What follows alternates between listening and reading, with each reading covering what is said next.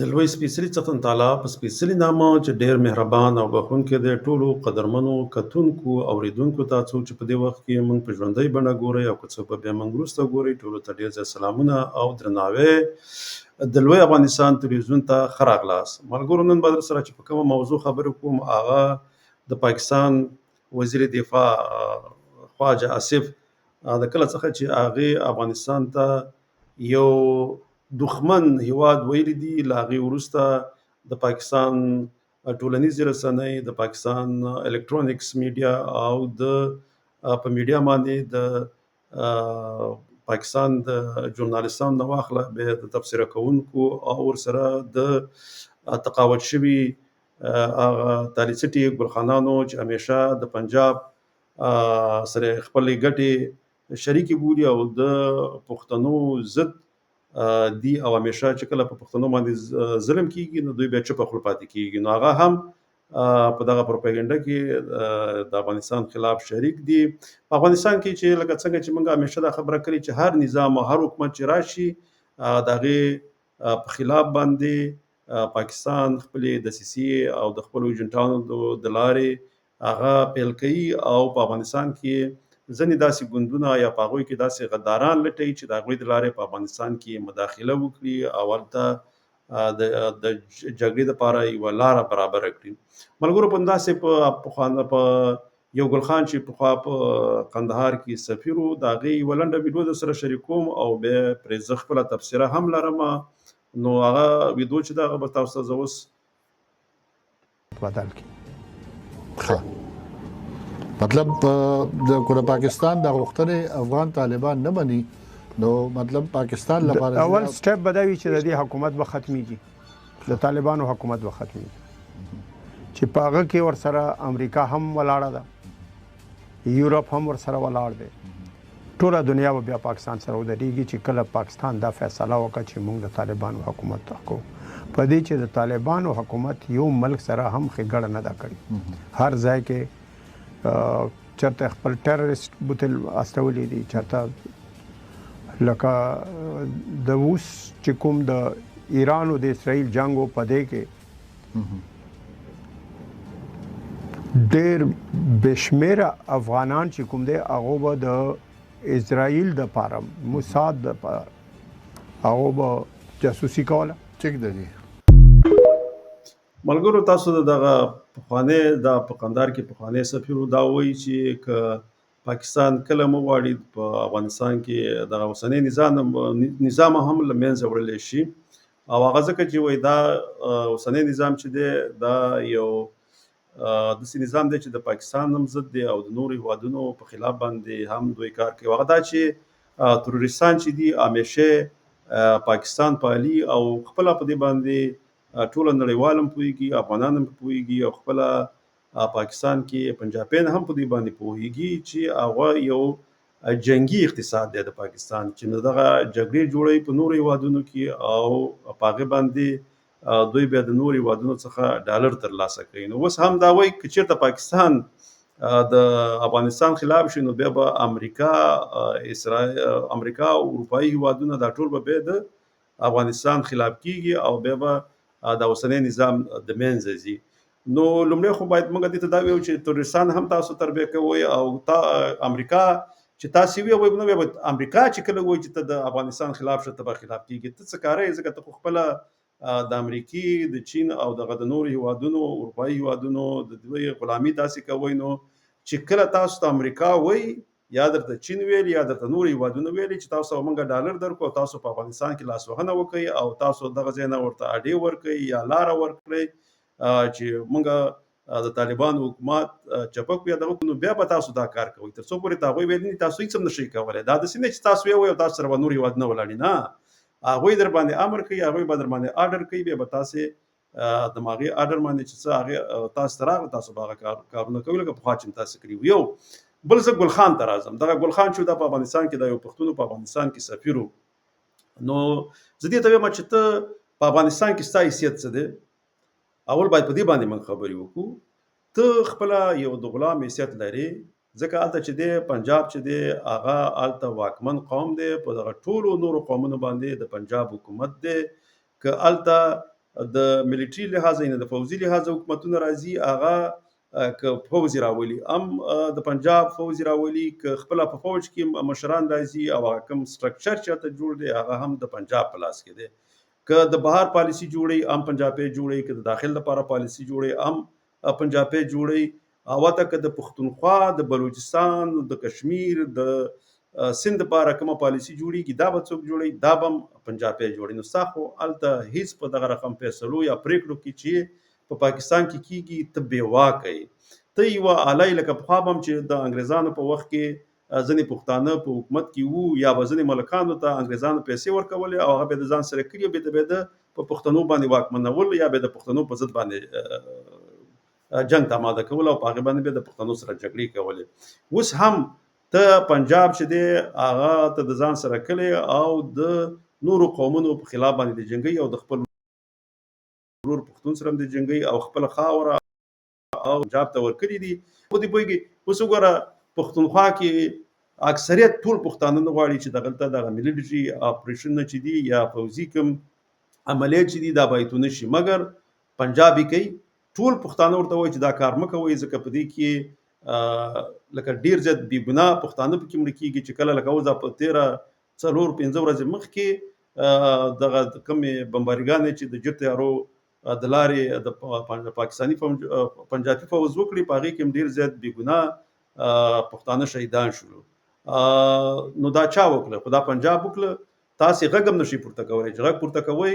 هغه کوم لارینونه یا احتجاجونه چې کېږي په هغې کې بې ګناه خلک چې دي هغه همدغه پنجابیان وژني نو اول خو دې ته هلته خپل حیثیت معلوم کړه چې ستا په پریکړو کې واک شته که نه شته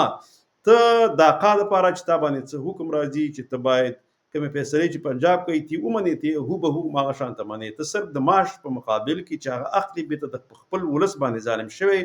او خپله پښتانه وجني همدغه د یو څو پیسو په خاطر باندې دی د اردو ژبه په ځان واکمنه کړې ده د انګریزانو ژبه په ځان باندې واکمنه کړې ده او پښتو ژبه د نصاب او دغلته د اقتصاد نه ویستلې ده نه په دفتر کې شته او نه په نصاب کې شته ولې نشته ځکه چې تا باندې ستا عقا چې کوم دی پنجاب چې هغه کوم دی هغې ستا نه دا ژبه اخیستلې ده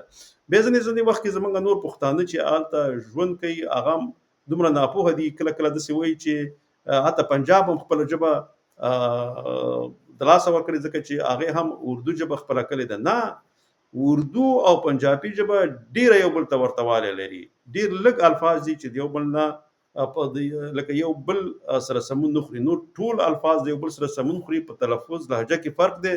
زه همیشه دا یوه خبره کوم که چېرته ته د یو پنجابي ماشوم نه پنجابي ژبه واخلي او هغې مورنۍ ژبه اردو کې 2 هفتې بعد به هغه که وغواړي چې پنجابي ژبې ته راشي راځي شي خو مګر که چېرته ته د یو پښتون ماشوم نه خپله پښتو هېره کړي او هغې ته اردو ژبه زده کړي بیا نو چې دی هغه خپلې ژبې ته بیا د پښتو ته راړول هغه بیا کلونه نیسي او بلکې نه راوړي هغه بیا پردۍ ژبې کېږي او پېژندلو د پښتونولۍ د لاسه ورکوي نو په دې باندې موږ خو همیشه ډېرې خبرې کړي دي خو ځکه زه هېڅکله نه غواړم چې پښتنو ته ګلخان صاحب نوم واخلم خو مګر ځینې وخت کې ځینې ګلخانان واقعا چې ګلخانان دي ځکه د خپل قوم سره مینه نه لري او د خپل بادار پنجاب په لمن کې دومره ولیدلي چې که د هغوی هغه ظلمونه زیاتې چې د پښتنو په مقابل کې که هغه هم نه ویني خپله ژبه هم نه ویني چې دغلته نه په نصاب کې شته نه په دفتر کې شته نه د اقتصاد ژبه ده د خپلې خاورې هغه کوم اختیار چې دی هغه هم دوی نه لري مګر بیا هم د پنجاب او د پاکستان د زنده‌باد چغې وایي نه په خپله خاوره پښتونخوا ننګ وکړو نه په خپله ژبه پښتو ننګ کړی دی او نه په خپل قوم پښتون ننګ وکړو او نه کله د خپل قوم سره ودرېدل دا د خپلو ګټو منافعو په خاطر باندې همیشه د پنجابیانو سره ولاړ دي زه دلته دا یوه بله ویډیو دا چې کله نه دا خبره مخکې ما شروع کړه د پاکستان وزیر دفاع خواجه آصف ته چې کله نه افغانستان ته یو دښمن هیواد ویلی دی د هغې نه بعد دغه رسنۍ چې دي خو د افغانستان خلاف خپل تبلیغات زیات کړي دي او د افغانستان خلاف پروپاګنډه خو کوي خو بیا په دې کې یو پنجابی دی هغې ورته تبصره کوله ولې دوی دا کار کوي وایي هغه دې په خاطر باندې کوي چې ځینې هیوادونه اسلامي هیوادونه چې په هغې کې پاکستان شامل دی دا غواړي چې اسرائیل چې کوم ظلمونه په غزه کې کوي یا په فلسطین کې کوي او دوی غواړي چې هغه د وخت د تیریدلو سره په رسمیت باندې مو پیژني او د دې په خاطر باندې چې د خلکو او د ولس هغه دغه چې دی فکر سوچ او دید هغه د فلسطین غزا او دغه منطقي او سیمو نه راوګرځي او هغه دغه د افغانستان یو دښمن سټیټ کې وګرځي یا هیواد وګرځي او دوی ټول توجه او سوچ دی خاطر کې چې خلک د خپل د پنجاب فوز په ضد باندې لاریونونه ونه کی یا دغه کوم پالیسی چې پنجاب خپل کړی دا او دغه د کفارو سره وځي شوی دی او د غزي او د فلسطین خلاف کوم پالیسی چې دوی اوس روانه کړی ده ان چې دوی باندې دغه پاکستانیان چې دي چې کوم یو پکې لک شانته خم مسلمانان دي او غواړي د غزي د پار لارونه کې چې هغه ونه کی نو هغه خپل نظر دته په خپل دی ویډیو کې ویل زه تاسو سره شریک کوم मुबारक हो दोस्तों फ़लस्तीन को एक रियासत के तौर पर तस्लीम कर लिया England France German Australia New Zealand America और इसराइल ने खबर ये नहीं है दोस्तों, खबर कुछ और है। इस बड़ी भारी खबर के पीछे उससे भारी खबर है और वो खबर ये है कि पूरी दुनिया ने, सारे इस्लामिक मुल्कों ने, 7 बड़े इस्लामिक मुल्कों ने इसराइल को तस्लीम कर लिया। जी हाँ, मैं आपसे क्या कहता रहा, ग्रेट इसराइल बनने जा रहा है और ग्रेट इसराइल कल बन गया। आप सोते रहें। ग्रेट इसराइल को तस्लीम कर लिया गया और तमाम 7 बड़े मुल्कों ने इसके ऊपर दस्तखत कर दिए, मुसलमान मुल्कों में,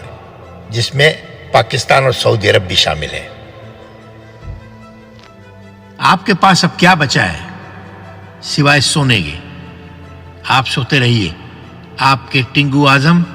यानी वजीर आजम अमेरिका में कल रात को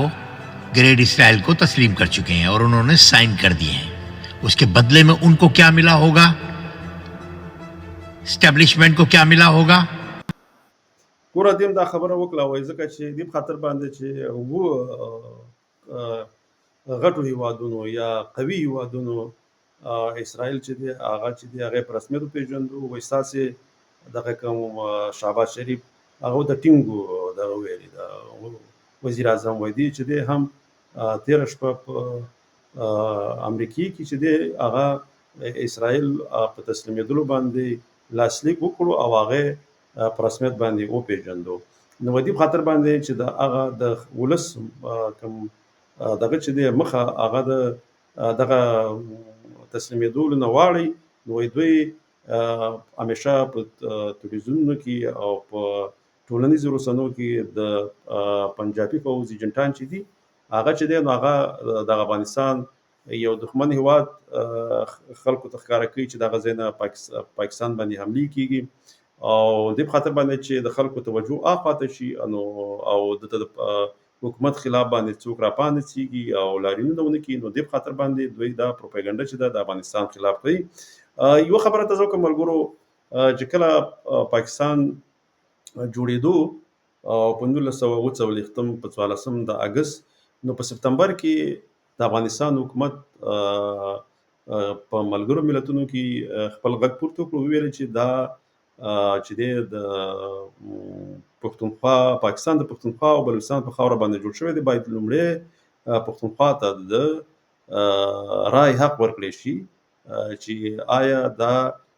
آزاد پښتونستان پاتې کیږي او که د افغانستان سره یو ځای کیږي تاسو ولې په دغه ریفرندم کې چې واځي یا دوی د فیصله کړی و انګریزانو او هندوانو چې یا به څوک د هند سره ځي او یا به د پاکستان سره یو ځای کیږي نو تاسو دغه دریم خوخه چې هغه باید سوي چې یا تاسو پښتونستان آزاد پښتونستان وړي او د افغانستان سره ځای کیږي دا دغه حق تاسو دغه ته ورنه ورکړي پښتنو ته د پښتونخوا په دې خاطر باندې افغانانو دغه وخت د حکومت چې هغه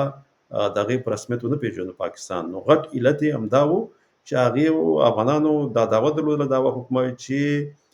بلکې وسیم لري او همیشه به دا لري چې دغه پاکستان چې دی دا د افغانستان په خاوره نه بلوچستان او پښتونخوا باندې یو جوړ هیواد دی او زمونږ خاوره چې دا په هغه باندې پاکستان جوړ شوی دی او موږ به هیڅ کله دا نه منو او ان شاء الله تعالی د افغانستان لپاره به کار کوو یو ورځ نه یو ورځ به لوی افغانستان جوړیږي او په خلکو کې به په لر او بر پښتنو کې به په افغانانو کې به دا شعور راځي چې په لوی افغانستان کې د دوی ګټې دي او په دغه شانته چې په پښتونخوا یا بلوچستان د پاکستان برخه وي، نو همیشه به په افغانستان کې همداسې لاسوهنې کوي او نه به غواړي چې افغانستان یو سوله ییز او پرمختللی هیواد جوړ شي، ځکه که د ژوند سهولتونه د افغانستان د پښتونخوا نه لوړ شي نو بیا به داسې چې پښتانه به په خپله باندې او بلوچان به د افغانستان برخه وګرځي. نو همیشه دوی غواړي د کله نه چې پاکستان جوړ شوی د پنجاب د اوسنی فوز او نظام دا غواړي چې همیشه په افغانستان کې باید جګړه افغانستان کې امنیت را نشي، سوله را نشي او هلته خپل منځي جګړې باید همداسې وسیږي. نو دې په خاطر باندې چې هلته هر نظام راځي دوی د هغې خلاف باندې نور په افغانستان کې ځینې داسې ګوندونو مشران پیدا کوي یا داسې غداران پیدا کوي چې هغه بېرته دغه وخت د نظام په خلاف باندې هغه دې ته آماده کړي چې د هغې خلاف جګړه وکړي. ملګرو انشاءالله تعالی ما سره نورې ویډیوګانې شته، خو دا ویډیو بیا د 1400 دقیقو نه زیاتېدله، نو دې په خاطر باندې به دا پروګرام په همدې ځای کې بس کړو. د راتلونکي بلې پروګرام دپاره تاسو په لوی الله سپارم. خوشحاله ارام او سوکاله ژوند ولرئ. د الله په امان.